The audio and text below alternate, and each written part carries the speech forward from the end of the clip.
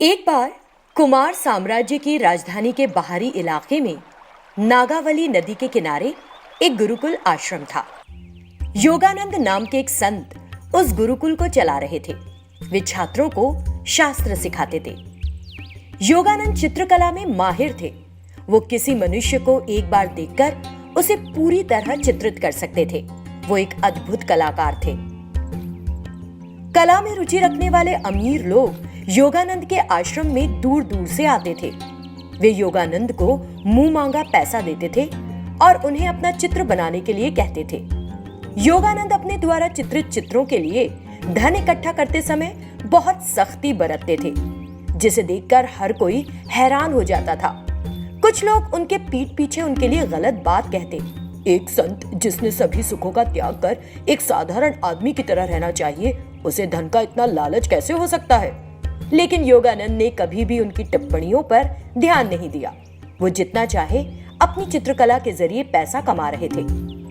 एक दिन शाही नर्तकी इंद्राणी एक सुंदर सजे हुए रथ में आश्रम में आई। वो योगानंद से मिली और कहा, संत, मैंने सभी से सुना है कि आप अद्भुत रूप से किसी को भी चित्रित कर सकते हैं।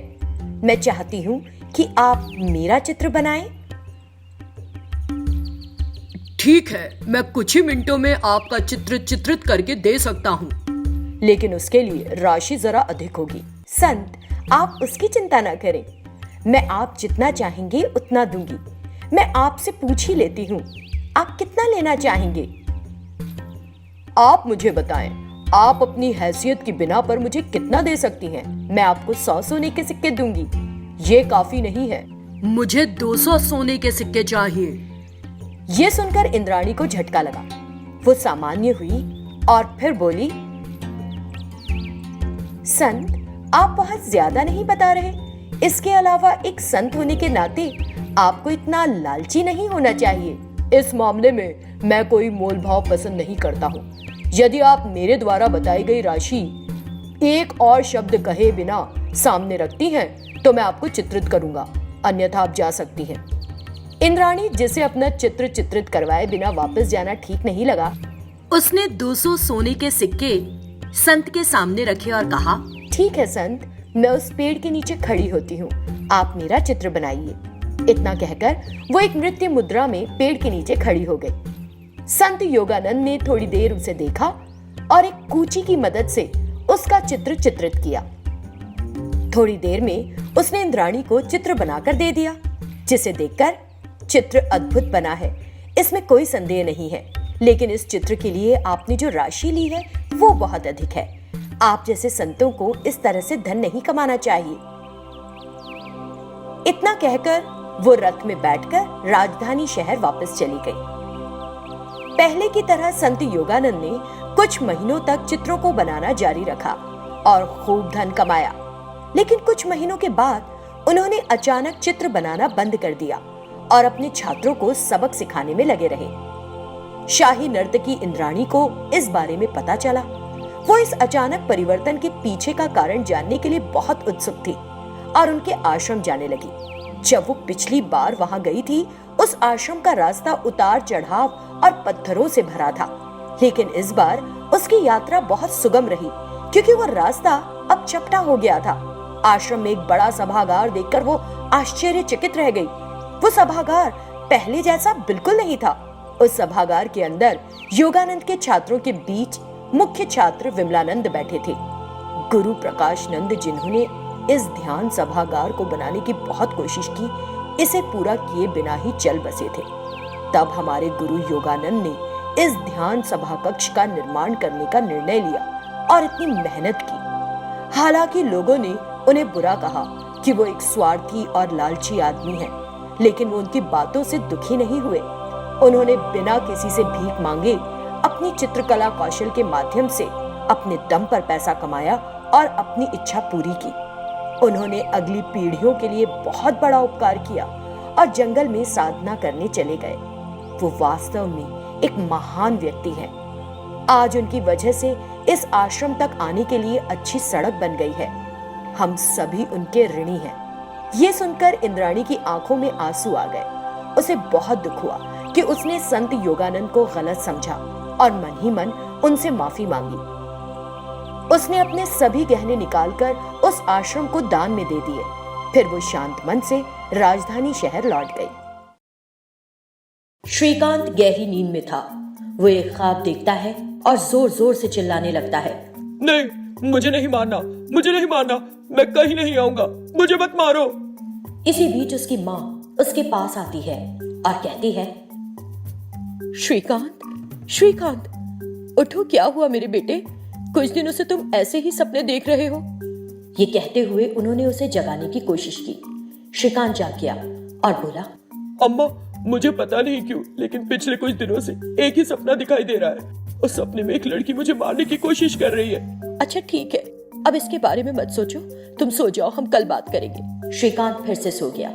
अगले दिन श्रीकांत की माँ एक तांत्रिक के पास गई और उन्हें अपने बेटे के बारे में सब कुछ बताया। उसका शीघ्र विवाह कर दो, नहीं तो वो बहुत बड़े खतरे में पड़ जाएगा, क्योंकि ये उसका दूसरा जन्म है। उसकी प्रेमिका एक शैतान बन चुकी है और उसे अपने साथ ले जाना चाहती है, क्योंकि अब वो वयस्क हो चुका है। अब तुम्हारे बेटे की शादी की उम्र हो भी गई है, उसकी जल्दी से शादी कर दो। उसकी बात सुनने के बाद उसकी माँ ने हाँ कहा और घर वापस आ गई। कुछ ही दिनों के अंदर उन्होंने एक सुंदर सी लड़की चुनकर श्रीकांत की शादी कर दी। श्रीकांत की पत्नी का नाम चंद्रिका था। उस दिन रात के वक्त काफी देर बात करते हुए श्रीकांत और चंद्रिका सो गए। रात तकरीबन 12 बजे एक भूतनी वहां आती है और चंद्रिका की गर्दन दबोच लेती है। तेरी इतनी मजाल, तूने मुझसे मेरा पति छीन लिया। मैं तुझे जिंदा नहीं छोड़ूंगी, मैं तुझे हर पल डरा डरा कर मार डालूंगी। चंद्रिका से दर्द सहन नहीं हुआ और जाग गई। वो जोर से चीख पड़ी और चारों तरफ देखा, लेकिन वहां कोई नहीं था। उसकी चीख सुनकर श्रीकांत भी जाग गया। क्या हुआ चंद्रिका, तुम चीखी क्यों थी? श्रीकांत, कोई मुझे मारने आया था। मुझे लगता है कि शायद बुरा सपना था। तुम सो जाओ, मैं भी सोऊंगी फिर से। फिर दोनों सो गए। ऐसे ही कुछ दिन बीत गए, लेकिन उस भूतनी की हरकतें दिन पर दिन हद पार करती जा रही थीं। वो चंद्रिका को परेशान कर करके डरा रही थी। फिर चंद्रिका से बर्दाश्त के बाहर हो गया और उसने इस बारे में अपनी सास और पति को बताया। उसकी बात सुनकर उसकी सास ने कहा, तुम बिल्कुल मत डरो, मैं जाकर उन तांत्रिक को अभी लेकर आती हूँ। तुरंत वो उस संत के पास गई और उन्हें सारा मसला बताया। फिर वो उनके घर आया और बोला, डरो मत, सबसे पहले इस घर के सारे खिड़की दरवाजे बंद कर दो। तुरंत वो सारे खिड़की दरवाजे बंद करके आ गए। फिर संत वहां कुछ पूजा करने लगे। अचानक वो भूतनी वहां प्रकट हुई। उसने जोर की चीख मारी और रोने लगी। उस शैतान को देखकर वो लोग डर गए। अब बता, तू इस विवाहित जोड़े को क्यों सता रही है? प्रिय संत, तुम पहले से सारी बात जानते हो ना, फिर मुझसे इसका कारण क्यों पूछ रहे हो? तुम मुझसे बुलवाना चाहते हो ना? मैं वो सच सबको बताती हूँ जो तुम्हें पहले से पता है। श्रीकांत पिछले जन्म में मेरा पति था, जिसे मैंने एक दुर्घटना में खो दिया।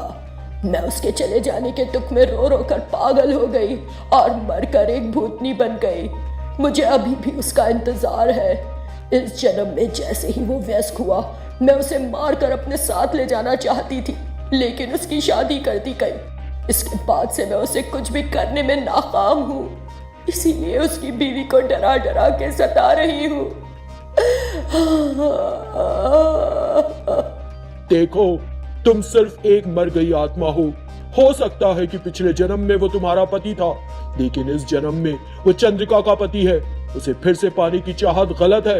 यहाँ से चली जाओ और उन्हें शांति से रहने दो। मैं इस परिवार को नहीं छोड़ूंगी। अगर तुमने इस घर को नहीं छोड़ा तो तुम इस तरह घूमने के लिए आजाद नहीं रहोगी। मैं तुम्हें कैद कर दूंगा। तुमको जो करना है करो, मैं अपने पति को लेकर यहाँ से दूर चली जाऊंगी। मुझे कोई नहीं रोक सकता। तुम्हें जो करना है करो। इससे वो संत क्रोधित हो गए और अपने मंत्रों की शक्ति से उसे एक धधकता हुआ अंगारा बना दिया। श्रीकांत, मुझे छोड़कर मत जाओ। मैं तुम्हारे बिना एक पल और नहीं रह सकती। वो तुम्हारी पत्नी नहीं है, मैं तुम्हारी पत्नी। मेरे पास आ जाओ, मुझे मत छोड़ो। मैं तुम्हारे बिना नहीं रह सकती। इस तरह वो भूतनी जोर से चिल्लाई और उस अंगारे को उस संत ने एक बोतल में उतार लिया। इस बोतल को अपने शयन कक्ष में रख लो, यह हमेशा रोशनी देता रहेगा। लेकिन किसी भी हालत में इस बोतल को खोलना नहीं। अगर ये बाहर आ गई तो पहले से भी ज्यादा खतरनाक होगी। संभल कर रहना, मैं जा रहा हूँ। ये कहकर वो वहां से चले गए। फिर उन्होंने उस बोतल में बंद उस अंगारे को अपने शयन कक्ष में रख लिया। वो परिवार उस भूतनी से निजात पाकर बहुत खुश था, लेकिन दूसरी तरफ अंगारे में बदल गई वो भूतनी उस बोतल में बंद बहुत उदास महसूस कर रही थी।